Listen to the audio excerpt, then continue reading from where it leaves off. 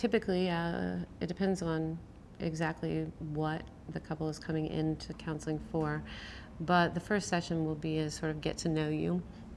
I will tell the family or the couple my ideas about therapy and counseling and how I think after brain injury it can be useful.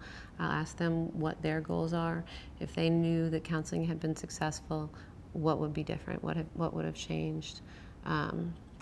And we'll sort of go from there. Often I ask people to tell their story, tell me what about today or now brought them into the office, and we begin to form a relationship with one another as well.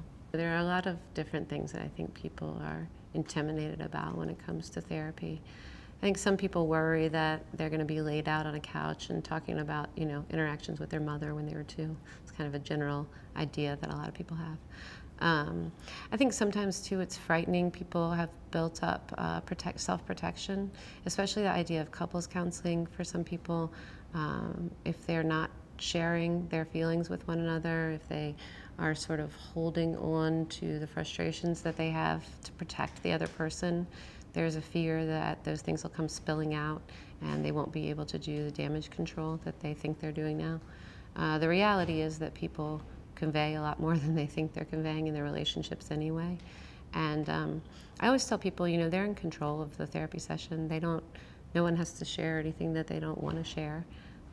And there's never going to be a time when they're told that they have to talk about something that they don't feel comfortable talking about. So I think that can be, that can put to rest some fears sometimes for people. I also think that there is sort of a cultural